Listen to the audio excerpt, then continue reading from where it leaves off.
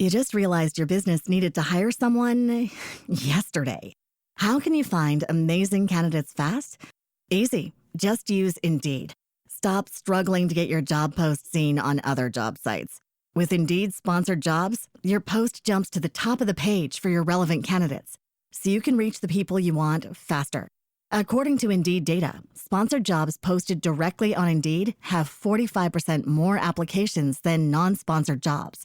Don't wait any longer. Speed up your hiring right now with Indeed. And listeners of this show will get a $75 sponsored job credit to get your jobs more visibility at Indeed.com/kidsandfamily. Just go to Indeed.com/kidsandfamily right now and support our show by saying you heard about Indeed on this podcast. Terms and conditions apply. Hiring? Indeed is all you need. Are you ready to learn the 3 secrets to launching a successful podcast? Hi, I'm Bill, a recent client of the Podcast Mogul. If you've been thinking about starting a podcast but aren't sure where to begin, he's got you covered.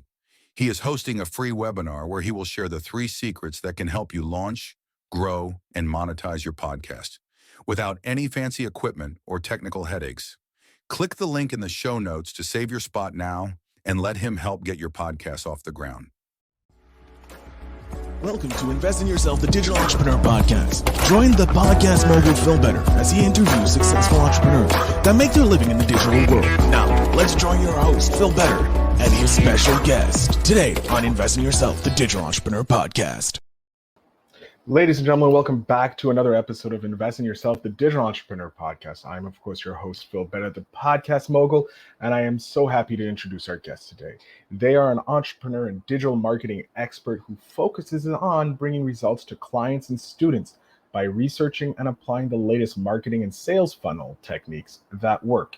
He also works on providing value through his personal YouTube channel about the latest marketing approaches and strategies, as well as connecting with fellow entrepreneurs and business owners in his Facebook group, Facebook Ad Secrets.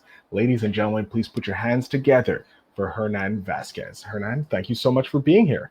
Hey, everyone. Hey, Phil. Thank you for having me. It's my pleasure. So Hernan, I talked a bit about how you're a digital marketer. You love looking at marketing techniques, studies, and all that. But let's go back to the very beginning. Boom, we're back. X number of years. I don't know how many years it is. You're going to let us know. What got you into becoming a digital entrepreneur or an entrepreneur in general? Yeah, that's a great question. And this was roughly 15 years ago. Yeah, so this was roughly 15 years ago. I finished university. I have a day job, right? I actually landed what you could call my dream job, right? Back in the day.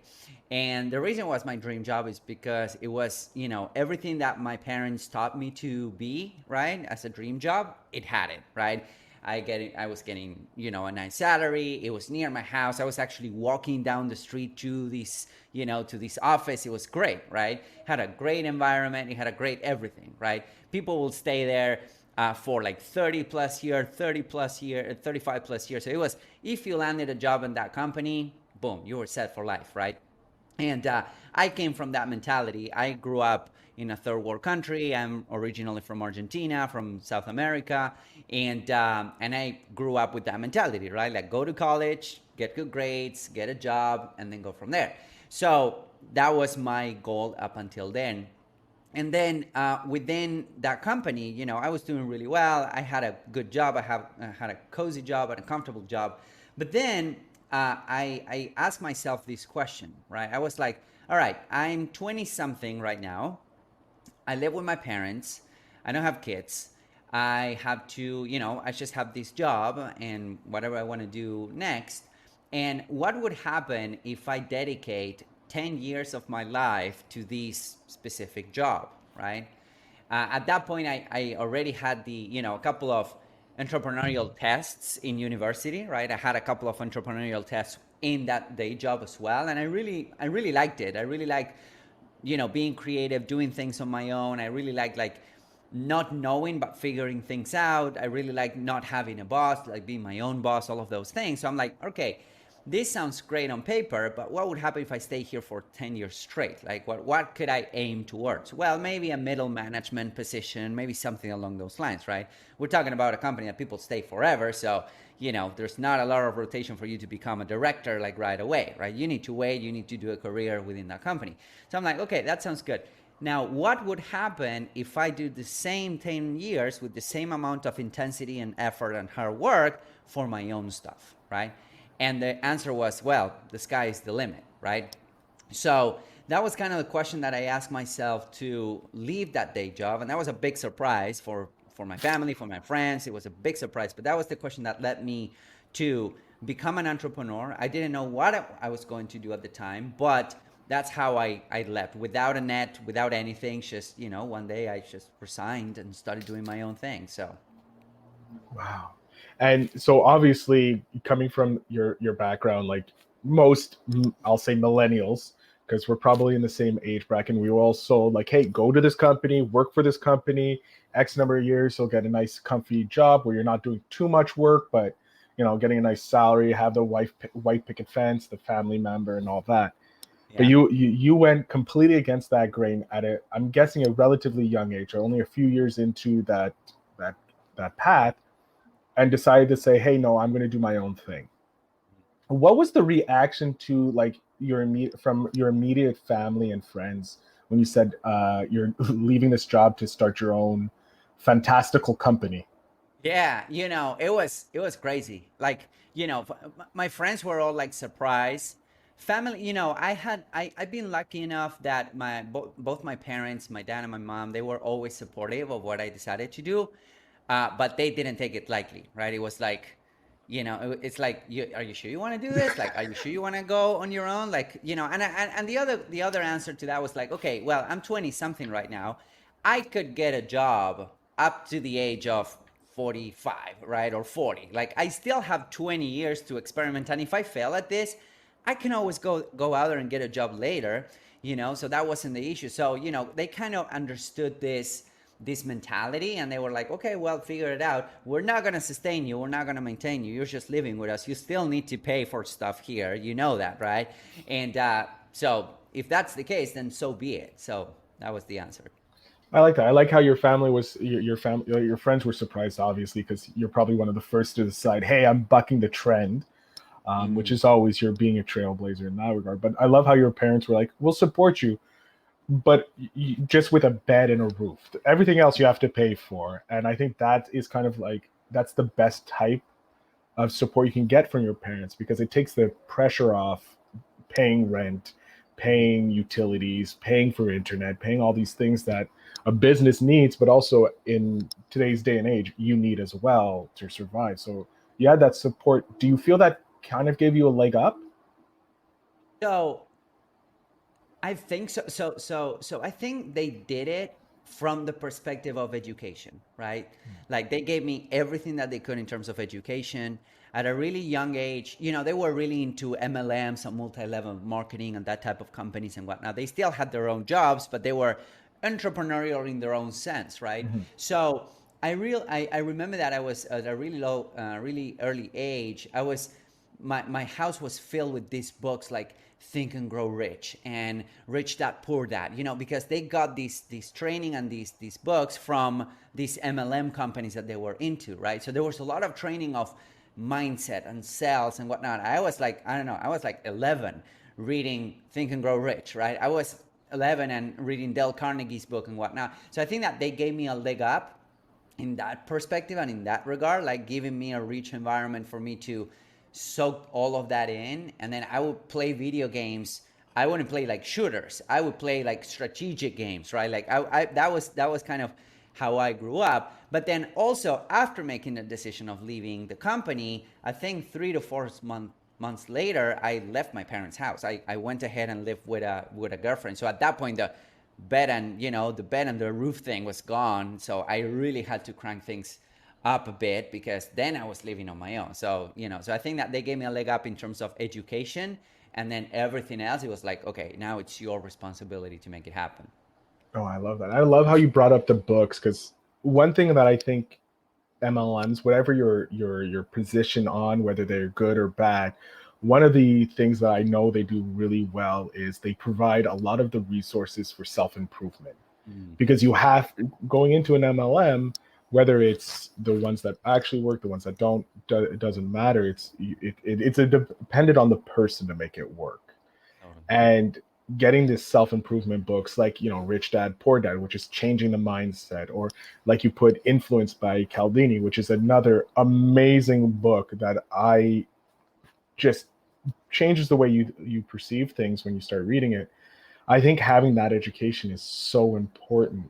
Now we're going to talk about ScaleDriven, which is your business. Was ScaleDriven the first entrepreneurial venture you did, or was there other businesses or that maybe litter the graveyard of your success, if you will?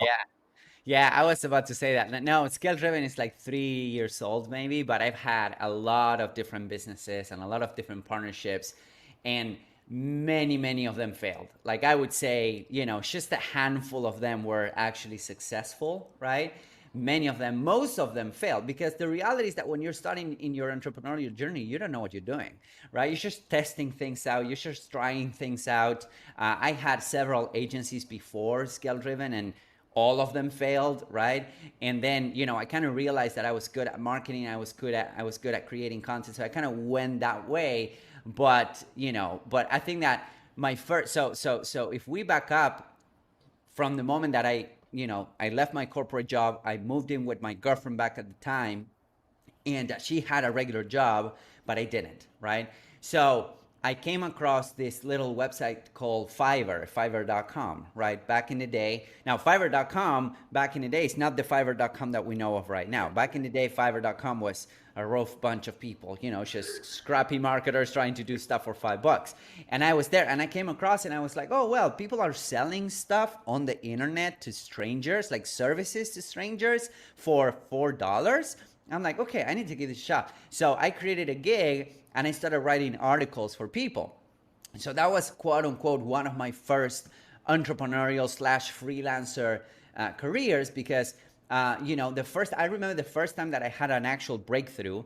Up to this point, every like cent or every dollar that I made came from a salary, right? It came from a salary up to that point. And then 6 months later, I was still like spinning my wheels.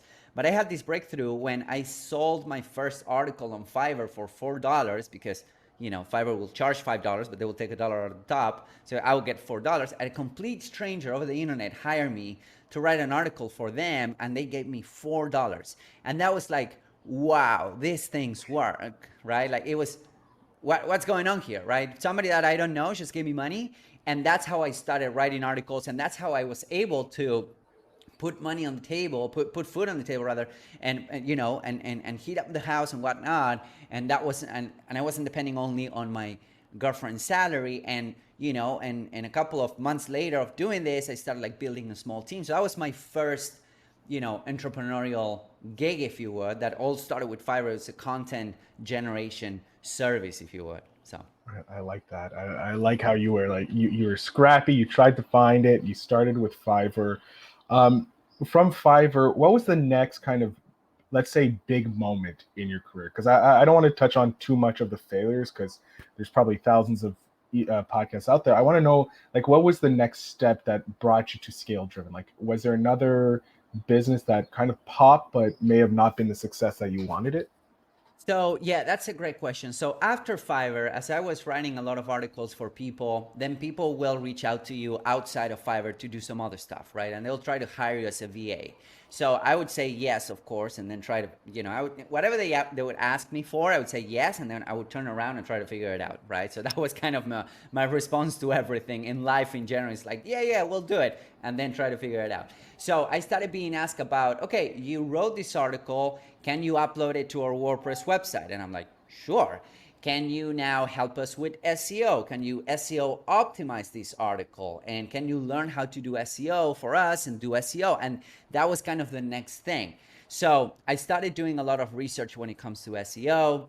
And I started, providing SEO services because now we have the content thing, and now we started getting, pretty good at SEO and ranking websites and ranking the articles that we would write and whatnot. So we started producing and promoting that service, and we actually got a couple clients, just SEO clients, right? We from there on out, I think for the next like 3 years, I would dedicate myself to SEO, and that led to the first quote unquote agency, which was an SEO content / SEO agency.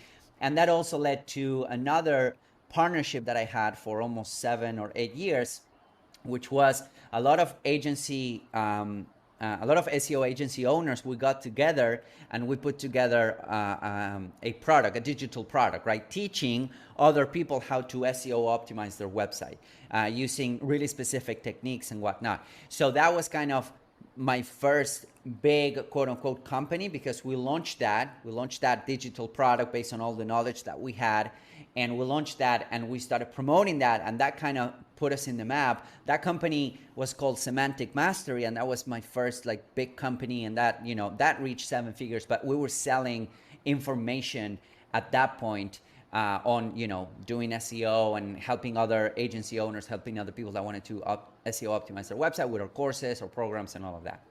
So that, first of all, that's huge, 7 figures for your business right away. But that was more of a collaborative effort of you and other agency owners coming together to pool your knowledge. That's insane that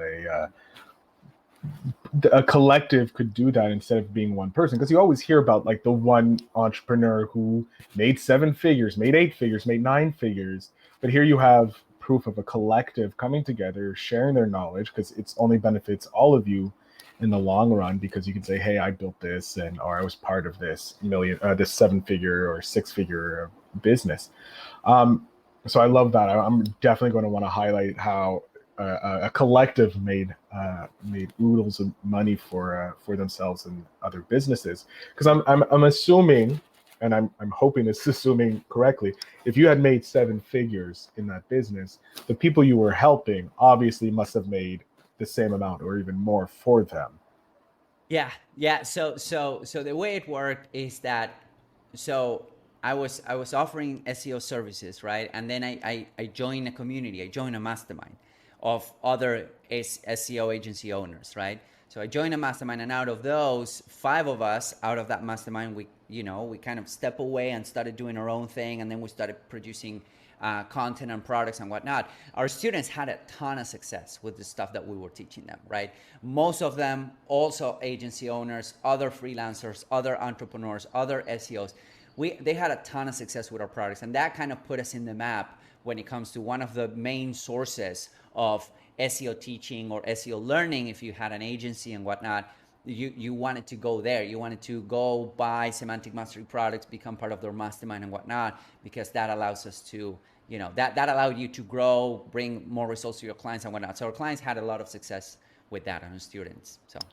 So you go from content writing, very basic, very simple, to providing SEO services in your agency, to SEO teaching, in essence, if you will, to the agency owners. Now we're jumped to ScaleDriven. Like, was there, because I know ScaleDriven does more funnels and ads, which doesn't really deal with SEO. It can, but normally it's completely separate. So how did we get into the funnels and the ads? Like, was there another business in there, or was it just a client going like, I need someone to deal with my ads? Like, how did that jump happen? Yeah, great question. So we had these digital products, right? We had these digital products that we put out, and now we needed to bring traffic to them, basically. So we, at that point, I learned how to build funnels, because we had to build the landing pages for the products. We had to build the card pages and all of the things for the products, and the email sequences for the products, like an actual digital product that you want to sell online.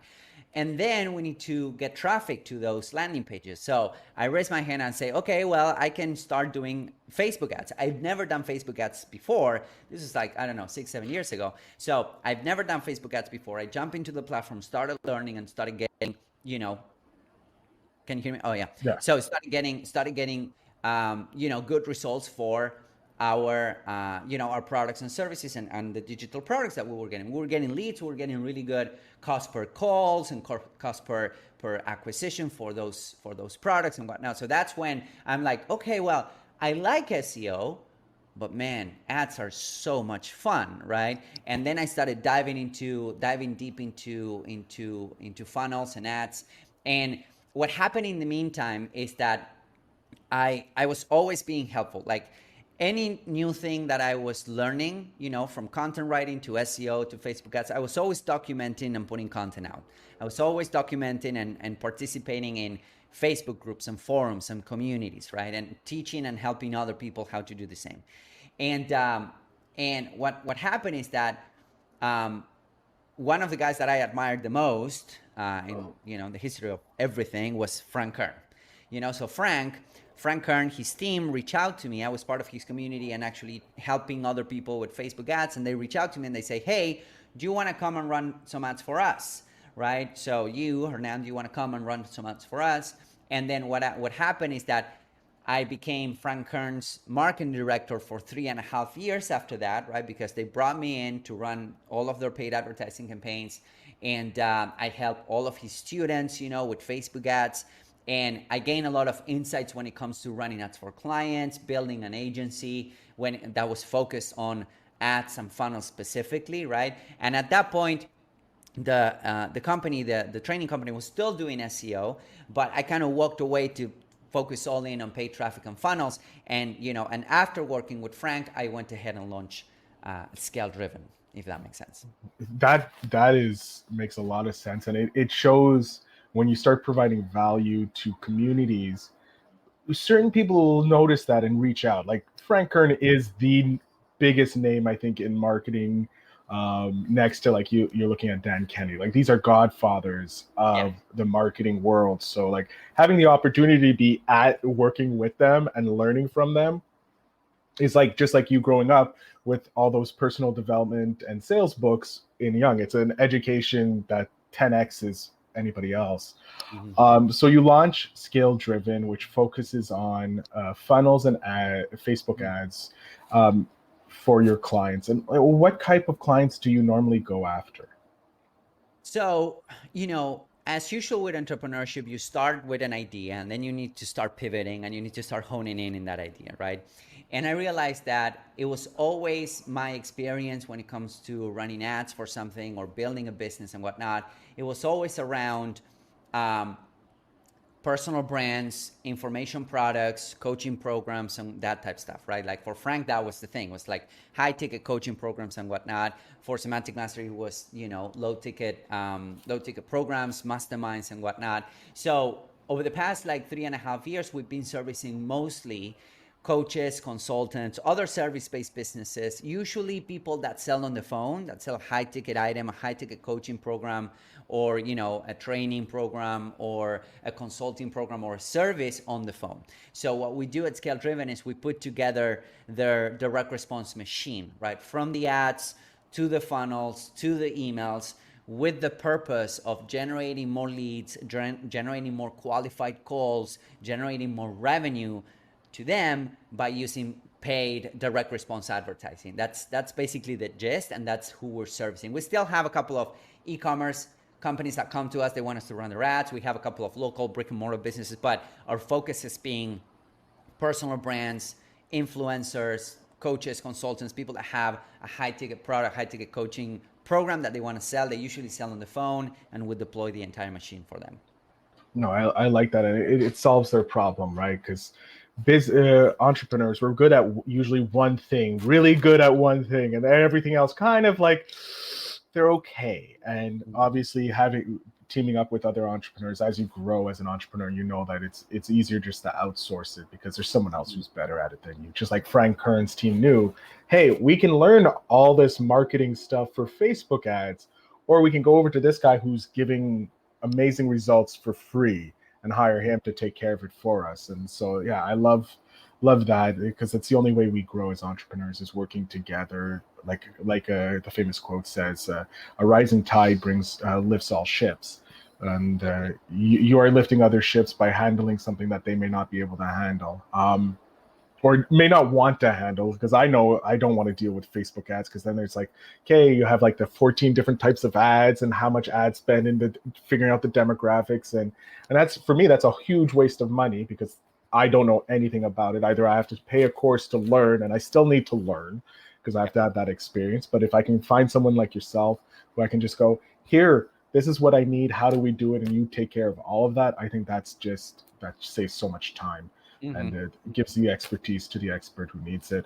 I want to go in a tip. I kind of want like 2 tips from you. And I hate to be greedy that way, but I think because you had that split where you had to decide, hey, I'm going to buck the trend and go on my own, I would love if you have maybe a piece of advice, maybe not a tip, but a piece of advice for people who are kind of like thinking about bucking the trend. What kind of advice could you give them so that they could maybe, taste what it's like to be an entrepreneur? So I love that question, because I remember that I left my day job. I started with this whole career, this entrepreneurial journey, and I didn't know where it was going to land, and I'm still discovering day in and day out, right? We're all discovering it as we go. But one of the things that I noticed is that I looked around me and I saw my friends getting promoted at their jobs, right? And I saw my friends getting fancier and fancier cars and better houses, right? In better, nicer neighborhoods. And I saw my friends doing all of this.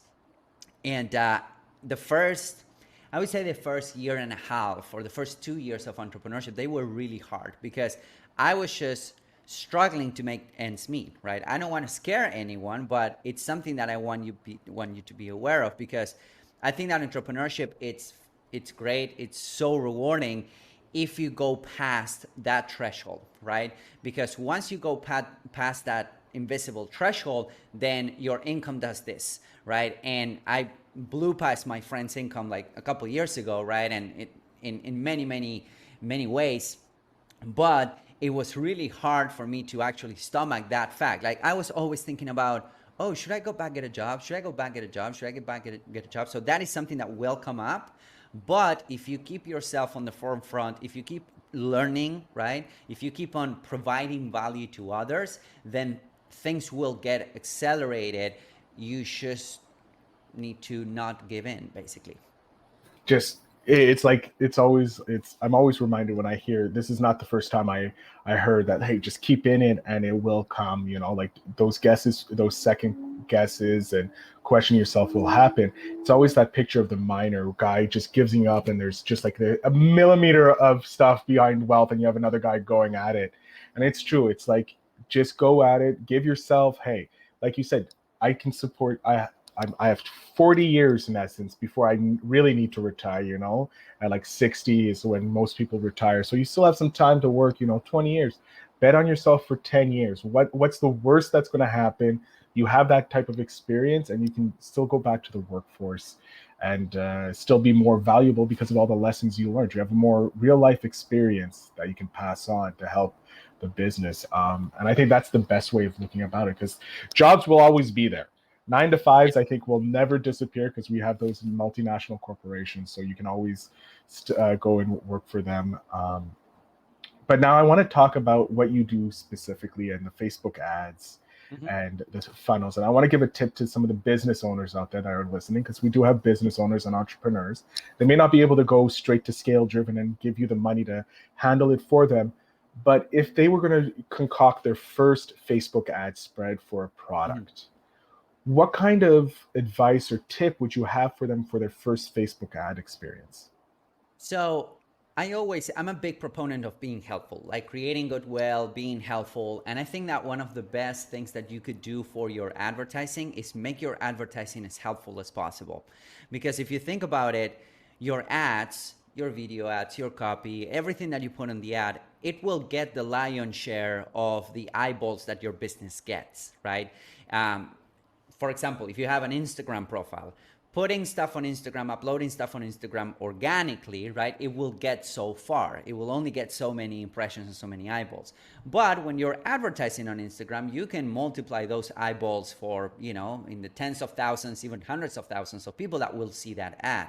And that's like the first handshake. That's like, you want it to be firm. You want it to be, you want people to trust you, to like you, to know you. Just like, you were talking about influence by Cialdini. I think that's a great starting point. But what I always say is like the easiest way and also most cost-effective way to start advertising, especially on platforms like Facebook and Instagram, is to create short, helpful video ads, right? Like we're always telling these to our clients is, just whip out your phone, whip out your camera, create a 2-minute short, helpful video ad and show that video ad to your ideal audience. Show that video ad. Don't forget to mention your name. Don't forget to mention your website. Don't forget to mention, your domain and whatnot. In fact, do it a couple times on the video ad.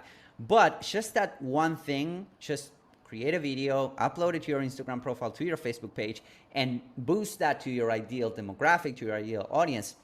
If you do that consistently, you will get a bunch of clicks. People will want to visit your website, potentially, and even further if your content is helpful. And it's a really inexpensive way to start getting your feet wet, because you can get a lot of reach and a lot of awareness and a lot of eyeballs with, let's say, $5 a day or $2 a day. It doesn't have to be a lot of money, right? So that thing alone can help you a lot. And then for the guys that are a little bit more advanced into Facebook ads, you can grab people that are watching 50% of those videos, 75% of those videos, 95% of those videos, and you can show them ads to go to your website, So you're basically, you're basically putting together really good content, really helpful content, short, digestible content, mentioning your website a couple times and pushing that out there with the boost a post function or creating an engagement campaign or something like that. Show that to your ideal demographic and see what that does for your business over the next 30 to 60 days. I can only imagine. I'm not going to lie. I'm probably going to start doing that. I'm going to probably do a film and just do $5 a day. See what that gets me. It's that's like $60 or like, $600. No, $150 a month. $150 per month, yeah. Yeah, my math, as you can say, I'm not a math whiz. I'm a podcaster for a reason. I can look at how things go. Multiplication, and that's not my thing.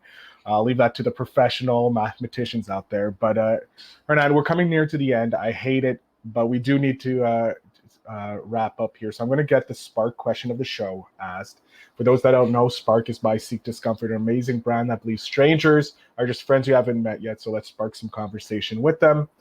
And I want to know, has a stranger ever made an impact on your life?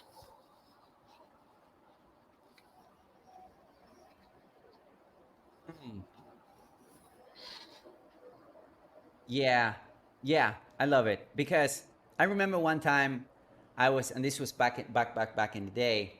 I remember one time that I was taking the train right here in Buenos Aires. I was taking the train. I was coming back from downtown Buenos Aires to where I live.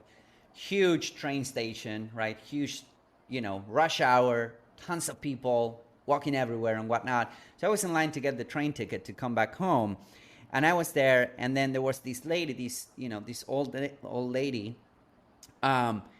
She was trying to get the change to give the change to the cashier so that she could get the ticket, and she was missing like 50 cents or something like that, right? And I was staying there. It was a huge line. It was a huge line. And this lady, she was struggling to get those 50 cents out of her pocket or her purse. So I grabbed 50 cents and I put them there, right? And then the lady looked at me kind of annoyed, right? She grabbed the thing and she grabbed the ticket and went away. And then the cashier was laughing at the whole situation. And she looked at me and said, the problem is that people are not used to this. They're not used to these random small act of kindness, And that stick with me. I'm like, you're right. Like, people are not used to it, but we should do more of that stuff. We should do more of that stuff, because I think that could change the day for the entire, that could change the day for somebody. I don't know if it changed the day for the lady, but it did change the day for the cashier. And that's a memory that I have about how somebody can change and make an impact in your life just by doing a small thing. Oh, I love that. Like the well intention, how the like every you. I think you did change two people's life. Obviously, the immediate impact was the cashier because she saw this act of kindness coming from you, someone who you're just like it's 50 cents. It doesn't matter. Now this old lady, she probably in the moment there's probably embarrassment, there's anger, there's all this going through, but probably later she'll realize like, hey, no, this person helped me so that I didn't feel more embarrassed. Because I can tell you exactly, like, looking for that 50 cents when you need to pay and there's a giant line, you got that pressure, anxiety is all up on you. So you did help her, I can tell you that much. She may have not appreciated it at the beginning, but I guarantee you she did in the end run. Hernan, I'm going to jump off stage here. Please let my audience know how they can connect with you, how they can get some of your free stuff, and how they can work with ScaleDriven in the future. Yeah, Hernan Vazquez everywhere and all socials, YouTube, Instagram, whatnot. I have a YouTube channel with tons of content. So that's the best way to start. And then scaledriven.com if you want to check it out. If you like what you see on that page, then you can book a call there and see if we're a good fit. If not, there's a bunch of free content out there that we put out every single day. So that's how. Excellent. Hernan, thank you again for coming on to the show and sharing your story and sharing some tips and tricks for my audience. Thank you, man. It's been my pleasure. Thank you so much. And to my audience, as you know, like I say in every show, the show notes will have every single piece of link that you can get to connect with Hernan. Please do so. Make sure you check out the content. I've just been subscribed to his YouTube channel because I want more knowledge that I can pass off, pretending that I know stuff, and then I can say, no, you need to talk to this guy over here because he's the boss. But with that said, ladies and gentlemen, thank you again for listening, and remember to always invest in yourself.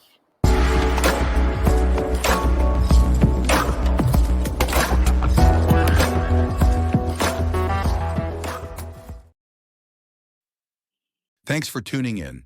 Now it's time to take the next step. When you're ready to dive deeper into how to launch, grow, and monetize your podcast, Phil's got something special for you. Join him for a free webinar where he'll reveal the 3 secrets that have helped countless entrepreneurs succeed in podcasting. Click the link in the show notes to save your spot, and let's turn your podcasting dreams into reality. You just realized your business needed to hire someone yesterday. How can you find amazing candidates fast? Easy. Just use Indeed. Stop struggling to get your job post seen on other job sites. With Indeed sponsored jobs, your post jumps to the top of the page for your relevant candidates, so you can reach the people you want faster. According to Indeed data, sponsored jobs posted directly on Indeed have 45% more applications than non-sponsored jobs. Don't wait any longer. Speed up your hiring right now with Indeed. And listeners of this show will get a $75 sponsored job credit to get your jobs more visibility at Indeed.com/kidsandfamily. Just go to Indeed.com/kidsandfamily right now and support our show by saying you heard about Indeed on this podcast. Terms and conditions apply. Hiring? Indeed is all you need.